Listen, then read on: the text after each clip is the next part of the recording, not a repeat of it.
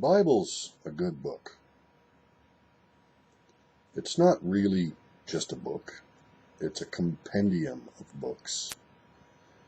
Because we bind it together in a single volume, humans habitually call something like that a book. But it's really a volume or a compendium of books, several books. Because it contains things which Christians perceive to be good.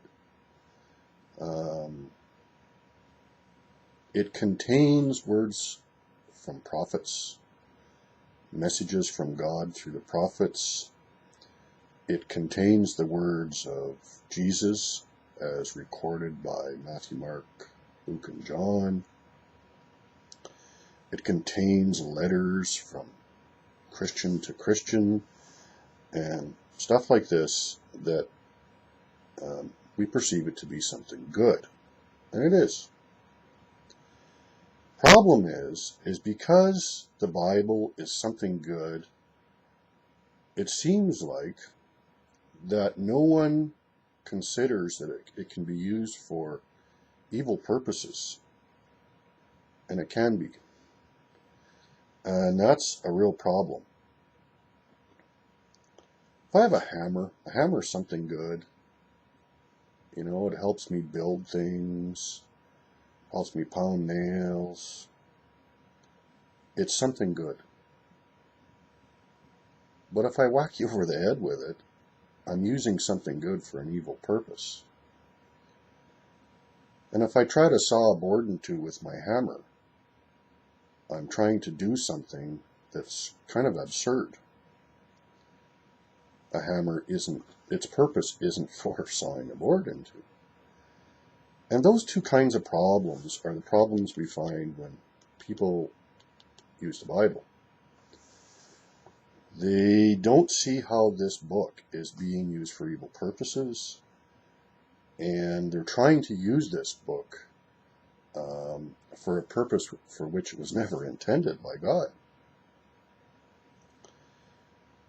I've made some videos about how people can replace Jesus with the Bible and stuff like that. I can see people just aren't getting this. Because this is something good, they cannot even conceive how this could be, put in its wrong place. But it can be. So we're going to have to talk a lot about that.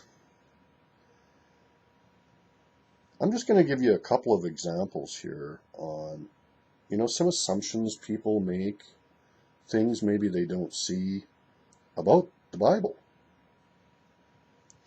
First of all,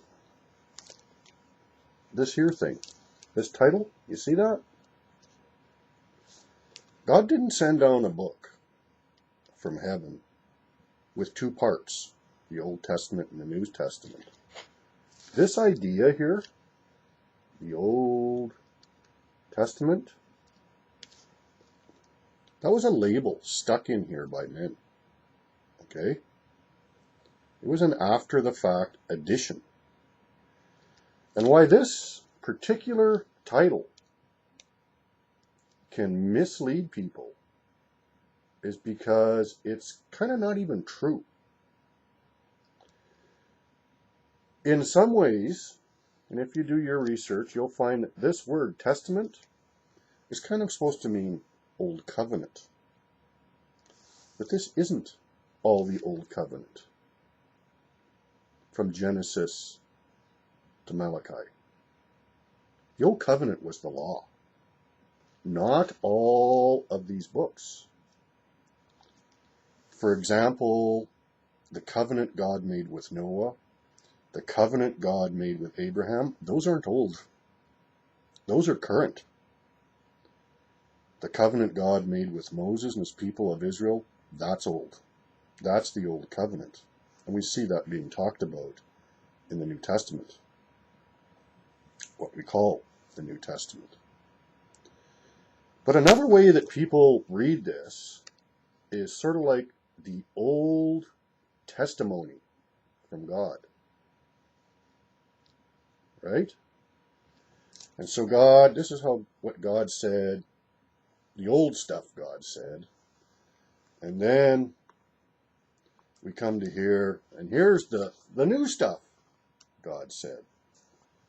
So we just stick the new stuff onto the old stuff. And then there's kind of a confusion about, which of the old stuff is pertinent, which of it isn't. You know what I'm talking about. This book was never meant to be like that. An Old Testament and a New Testament. There is an Old Covenant and a New Covenant. We know that. But the Old Covenant wasn't Genesis to Malachi. The New Covenant isn't a bunch of books from Matthew to Revelation. The New Covenant is something in Jesus' blood. Totally different thing. It's not part of a book or a book. And the new testimony of God, the new revelation of God is His Son to us. Not things written about His Son, but His Son Himself. And so we can start with all these mistaken ideas, and once we do, we're going to be, going led down the garden path. And the churches out there in Christendom are teaching people this stuff that's mistaken. And we're going to have to talk a lot about this, because there's a lot of assumptions that people make that aren't even true. In Christianity, when Jesus rose from the dead and a Jew became a Christian, he entered into the new covenant. When he died with Jesus and he rose up again, born again into resurrection life, he entered into a new covenant. I'm talking about a Jew who became a Christian. The old covenant of Moses no longer applied to him. As Paul says, they no longer followed the letter, but the Spirit. And because people have these starting points, which I just talked about, they get really confused about this. It's like, well, don't we have to still keep the 10 Commandments? No, you don't have to still keep the 10 Commandments. If you're an American and you move to Canada, where I live, you don't have to keep that American law anymore that says, thou shalt not murder. You don't have to keep that law anymore. That law is completely irrelevant in Canada. The American law that says, thou shalt not murder, completely irrelevant here. But guess what?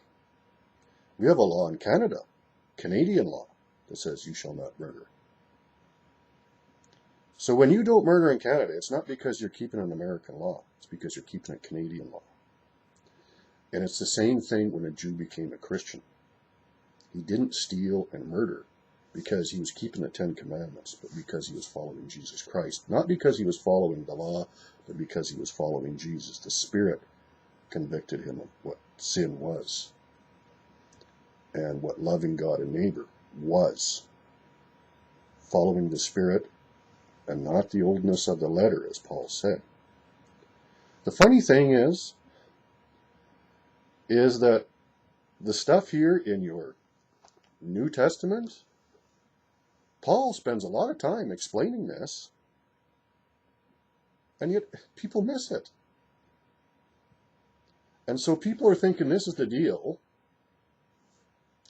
that, we read this additional stuff given to us by God, and that's the way of Christianity, the roadmap of salvation, our guide to life, as if Jesus left us a correspondence course to follow. And in there, Paul's explaining why your thoughts are wrong if you're doing that. And people aren't seeing it. Paul spends a lot of time explaining to Jewish Christians their mistaken ideas about the law and the 10 Commandments and all that. He explains it in here, in his letters. And yet people just kind of pass over that and they go back to it, just like the Jews were doing, that Paul is trying to straighten out. So we're going to have to talk a lot about that. In the Old Testament there, what we call the Old Testament, those books, God gave his people, Israel, who had one language, Hebrew, messages through the prophets. No translations were required. One nation. Only one nation was under the law. God didn't ask Gentiles to be under the law. He asked Israel to be under the law. And he gave them prescriptions to follow. Okay? Laws. 10 Commandments, a bunch of other laws. And so, because that's what happened then, many people assume that, well, this is just kind of, the New Testament then is just God, kind of modifying or adding new stuff, one or the other or both. No. In fact, the stuff in this book, in this New Testament, tells you differently. Not of the letter. This is letters. Reading a book is the letter. Not following the letter, but the Spirit of the living God. That's what Christians follow. And I think there's a lot of people, who just really don't want to get that. They don't want to. They like kind of the worldly way of acquiring knowledge, just like you do in school and all the various classes that you take in elementary school and high school. You acquire this knowledge in your various subjects. They want to keep sticking with that. As if Christianity is, not really something any different. It's just acquisition of knowledge and following that knowledge. And it becomes a religion then, like Buddhism or whatever. You acquire the knowledge for that religion and you follow it. That's not what Christianity is about. It's about being led by the Spirit of God. The Spirit of truth. God revealing the truth of himself and heaven in our hearts and following that. This tells you that.